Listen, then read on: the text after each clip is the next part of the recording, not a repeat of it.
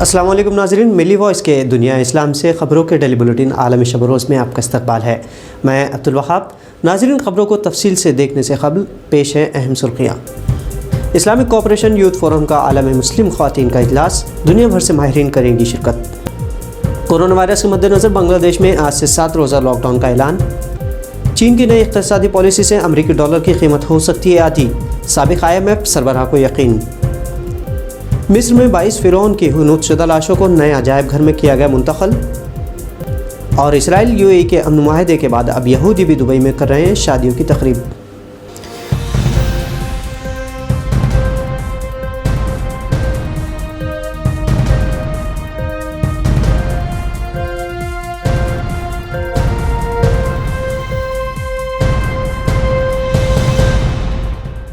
ناظرین، نوجوان کسی بھی قوم کا قیمتی سرمایہ ہوتے ہیں اور متحدہ کاوشوں سے ہی سارے عالم میں انقلاب برپا کیا جا سکتا ہے۔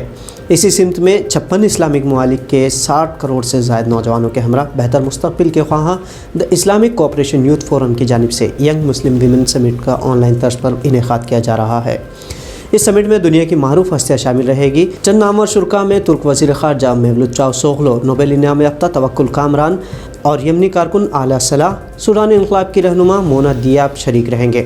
ان کے علاوہ جو نامور شرکاء رہیں گے اس میں فیس بک کی مصنوعی ذہانت کے شعبہ انجینئر عائشہ یوسفی، نائجیریا سماجی کارکن سمیہ فاروقی، افغانی روبوٹ ٹیم کی رہنما انجل النمار، aerospace engineer Sara Qureshi اور کینیڈا کی اولین باحجاب اینکر جینیلا ماسا جیسے خواتین شامل رہے گی۔ سر روزہ یہ آن لائن اجلاس 6 اپریل تا 8 اپریل کے درمیان منعقد ہوگا۔ عالمی وبا کورونا وائرس کے متاثرین میں حالیہ اضافے کے دوران بنگلہ دیشی حکومت وائرس کے پھیلاؤ کو روکنے کے لیے 7 روزہ لاک ڈاؤن نافذ کرنے جا رہی ہے۔ بنگلہ دیشی وزیر برائے نقل و حمل عبید القادر کے مطابق پیر سے شروع ہونے والے اس لاک ڈاؤن کا مقصد عوام میں وائرس کی روک تھام کا فوری اقدام ہے۔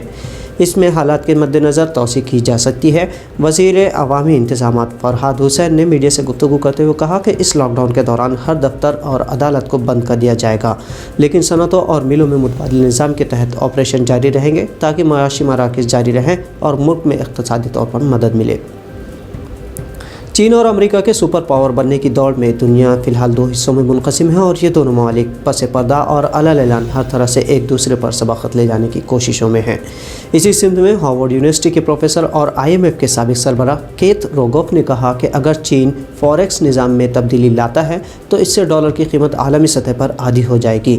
ڈالر جو اس وقت عالمی معیشت نظام میں متبادل کرنسی کے طور پر استعمال ہوتا ہے پوری طرح سے ٹوٹ جائے گا اور چین کی نئی فوریکس پالیسی سے چینی کرنسی یوان کی قیمتیں بڑھے گی۔ چین کی مضبوط معیشت سے حالیہ دور میں چینی کرنسی یوان کئی ملکوں میں شرح مبادلے کے طور پر استعمال بھی ہو رہا ہے۔ پروفیسر کے مطابق اگر جاپان اور انڈیا جیسے ایشیائی ممالک میں اقتصادی مسائل درپیش ہوتے ہیں اور چین ڈالر کے مقابلے یوان کی قیمت اچھی دیتا ہے تو اس سے ڈالر کی قیمت لگ بھگ آدھی ہو جائے گی۔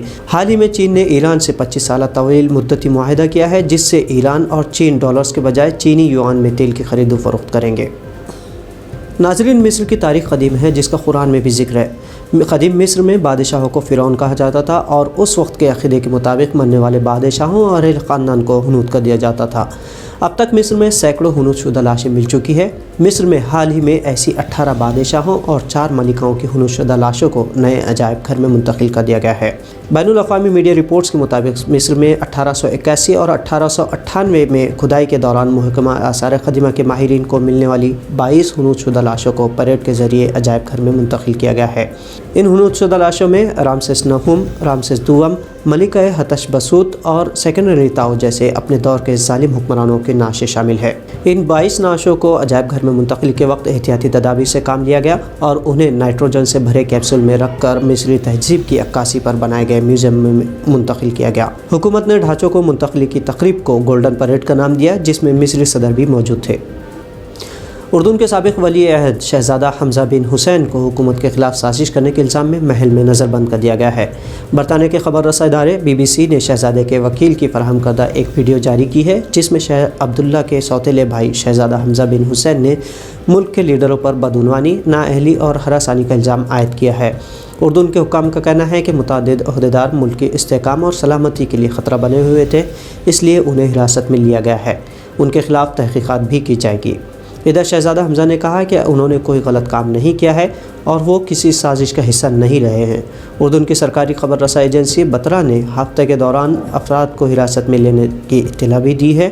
اس نے بھی تصدیق کی ہے کہ گزشتہ چند عرصے میں ان کے سرگرمیوں کی نگرانی کی جا رہی تھی۔ واضح ہے کہ شہزادہ حمزہ 4 سال تک اردن کے ولی عہد رہے ہیں۔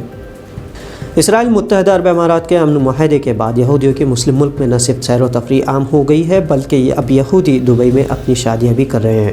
حالانکہ دبئی دنیا کا سب سے زیادہ لگژری شہر مانا جاتا ہے جہاں پوری دنیا سے امیر طبقہ شادی اور دیگر تقریبات منعقد کرواتا ہے، لیکن اب یہ خواب حقیقت میں تبدیل ہو گیا ہے کیونکہ امن معاہدے سے لاکھوں اسرائیلی سیاح عرب امارات میں نہ صرف سیر و تفریح کے لیے جا رہے ہیں بلکہ اپنی شادی کی تقریب بھی منعقد کر رہے ہیں۔ برطانیہ کے موقر اخبار انڈیپینڈنٹ نے لکھا ہے کہ دبئی میں عیسائیوں کے لیے 45 گرجا گھر موجود ہیں لیکن یہودیوں کی عبادت گاہ سینگاگ موجود نہیں ہے۔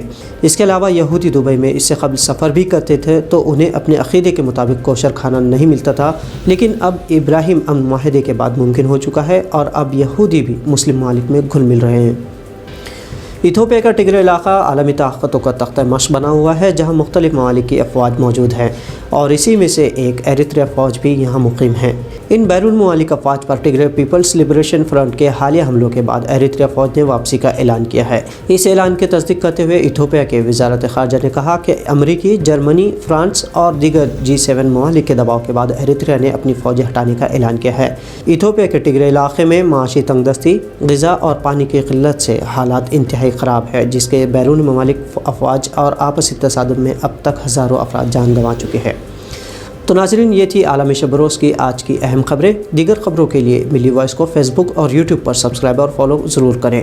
عبدالوہاب آپ سے اجازت چاہتا ہے۔ اللہ حافظ۔